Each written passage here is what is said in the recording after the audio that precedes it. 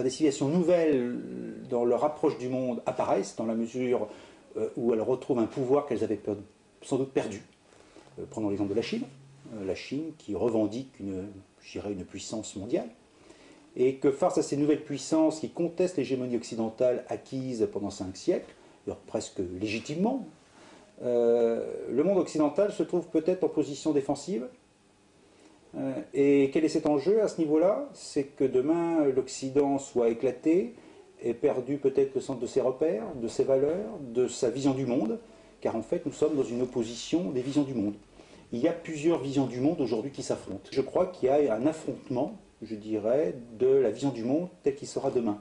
Et qu'aujourd'hui nous sommes en lutte pour définir quelle sera la ligne de conduite que suivra l'ensemble de l'humanité. Il y a une opposition presque de civilisation, pour ne pas reprendre Huntington, de plaques, où aujourd'hui on cherche un peu une sorte de vérité commune qui éviterait des affrontements sans doute physiques. Donc l'enjeu est là.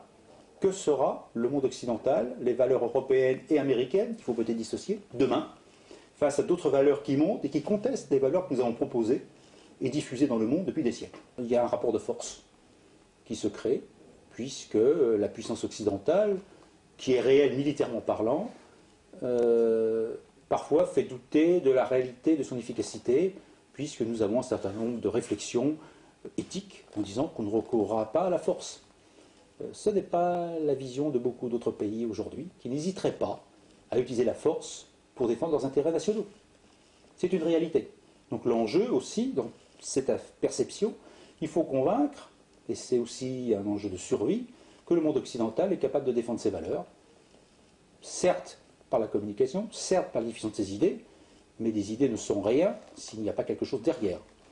Donc il faut que l'autre ait la perception que ce que nous sommes sera défendu jusqu'au bout, jusqu'au niveau qu'on estimera utile pour rester ce que nous sommes.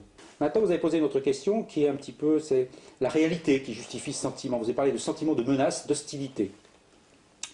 Le constat, vous prenez les propos du djihad islamique sous toutes ses formes, qui n'est qu'une infime minorité du monde musulman, constatons quand même que ce sont des appels à la haine et à la destruction de l'Occident.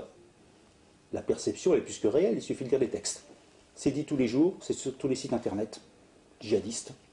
Les textes sont officialisés, il suffit de les prendre, ils sont traduits. Il n'y a aucune honte de leur côté, entre guillemets, de ces gens-là, de remettre en cause ce que nous sommes, y compris par la violence physique, par notre éradication. C'est dit. Nous sommes considérés comme décadents. C'est une réalité, donc il faut en prendre compte. Maintenant, tout le monde en face n'est pas comme ça. La perception, et comme toute perception, il y a beaucoup de subjectifs. Et je ne voudrais pas rentrer dans l'actualité sur la subjectivité de ce genre de propos. Voilà. Donc voilà, vous parlez des particuliers des États. Les particuliers des États, les États, je viens d'en parler. Et la remarque que j'ai faite à l'instant sur les particuliers, c'est ça. Vous prenez la presse depuis quelques jours, depuis quelques semaines, et tous les jours vous aurez cette perception de menace qui ne s'adresse pas seulement à l'islam radical, qui s'adresse aussi face à des actes de terrorisme, face aussi à une menace écologique. Notre société occidentale, qui était une société de progrès, a un doute sur son avenir. Quand nous faisons des opérations militaires, aujourd'hui de plus en plus, si on le voit en Afghanistan, nous sommes tout à fait convaincus, comme d'ailleurs beaucoup d'autres gens avant nous, on redécouvre des choses évidentes. Il faut à la fois convaincre les personnes d'en face par des messages, par des arguments, par des négociations, que ça ne sert à rien de se battre, qu'il vaut mieux se mettre autour d'une table pour négocier, et régler le problème d'une manière non violente, mais on sait bien que ça ne suffit pas, et que notre forme de message est parfois d'utiliser la force. D'aucuns ont dit à une époque que la force n'a rien sans le droit. Je dirais que le droit n'a rien sans la force non plus. Vous avez plein d'exemples tous les jours où le droit n'est pas appliqué car on n'est pas capable de l'appliquer par la force. Il y a un moment où la force est nécessaire. Ça, c'est le premier point. Deuxième point, sur pourquoi se battre. D'abord parce qu'on a des convictions. Quelqu'un qui ne se bat pas pour ses idées, je ne sais pas s'il est vraiment d'abord citoyen, parce qu'on peut se battre pour beaucoup de choses, et se battre, je le prends dans le sens général, et pas du pro militaire. On se bat pour beaucoup de choses, parce qu'on est convaincu que ce qu'on fait est juste, qu'on a raison. Notre culture occidentale ferait dire, on a peut-être raison, les autres ont peut-être aussi raison, peut-être qu'on s'est trompé. C'est une certaine forme de tolérance et de respect. Mais quand on est convaincu qu'on a raison, et que l'autre ne veut pas comprendre, et qu'il menace ce que nous sommes, surtout par la violence physique, Dès lors qu'il y a une violence physique, il faut savoir s'engager jusqu'au bout. On s'aperçoit que dans tout le discours politique, et même militaire, on ne parle plus d'ennemis. Hier, l'ennemi était simple. Il était anglais, l'ennemi héréditaire, il a été allemand, on a fait des déclarations de guerre, donc l'autre est un ennemi, c'est un méchant. Donc c'était clair, c'était d'État à État. Celui qui était ressortissant de cet État, c'est quelqu'un qui en voulait, et il disait la même chose de nous.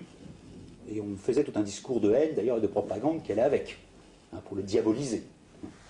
Donc, nous, on a nos Anglais pendant des siècles, les Allemands pendant un peu moins longtemps, et on a été les leurs aussi d'ennemis. Bon, c'est comme ça. Alors maintenant, l'ennemi, aujourd'hui, on n'en parle plus, il n'y a plus d'ennemis. D'abord parce que les démocraties ont une certaine idée de la reconstruction, entre guillemets, c'est-à-dire, et de la réconciliation. La reconstruction pour tout ce qui est physique, parce que maintenant, quand on fait une guerre, on se reconstruit chez les autres, alors qu'avant, on faisait payer un tribut de guerre, en plus du pays qui avait été détruit. C'est plus le cas aujourd'hui. Donc on reconstruit le pays où il y a eu la guerre. Mais la reconstruction ne se limite pas aux aspects physiques d'un État, c'est aussi dans la réconciliation. Et les démocraties ont toujours eu, depuis assez longtemps, peut-être grâce à l'ONU, une volonté de ne jamais couper les ponts. Donc dire de quelqu'un qu'il est un ennemi, c'est finalement couper les ponts d'une certaine manière, dans la logique d'aujourd'hui. Ce n'était pas le cas hier, mais aujourd'hui, oui. Dire que quelqu'un est un ennemi, c'est qu'on coupe les ponts et qu'on va aller jusqu'au bout. Alors je crois que les démocraties ont peur d'appeler quelqu'un un ennemi, pour ces raisons-là, pour ne pas fermer la porte à la réconciliation. Dès lors que l'autre utilise, et j'ai bien dit l'autre, des moyens violents, et qu'il utilise la violence armée pour faire valoir ses idées, il se qualifie lui-même d'un ennemi, comme un étant un ennemi. Maintenant, dans le domaine de l'information, c'est tout le discours qui va avec. Vous remarquerez sur tout le discours en Afghanistan, il n'y a pas d'ennemis. On parle d'insurgés, à une époque on parle de terroristes. Les termes sont très importants. Ils sont très connotés. Surtout dans tout le monde pacifié d'une vie parisienne, d'une vie française bien tranquille. Un insurgé, finalement, ça fait moins peur. Si on avait dit un ennemi afghan, d'abord déjà, ça passait pas très bien. Un insurgé terroriste, c'est très violent. Terroriste en plus, même s'il y a beaucoup d'actes de terrorisme, on veut éviter d'en parler. Insurgé, c'est rassurant. Parmi les insurgés afghans, il y a beaucoup de tendances. Il y a des gens d'Al-Qaïda, il y a des gens locaux, il y a des gens, des islamistes radicaux, il y a plein de raisons. Donc finalement, ça permet de mieux dissocier, de mettre sous un seul terme générique l'ensemble des ennemis qui s'opposent, par exemple, à nous en Afghanistan. Hier, j'en reviens à l'histoire, on savait à peu près pourquoi l'autre se battait. Il y avait des revendications territoriales ou de succession, c'était à peu près clair, à peu près net, idéologique aussi à certains moments donné, mais c'est à peu près clair. Aujourd'hui, nous avons plutôt un amalgame de personnes ou de groupes qui utilisent la violence armée pour des fins propres, qu'ils habillent d'une certaine forme d'une idée générale qui justifie leur engagement,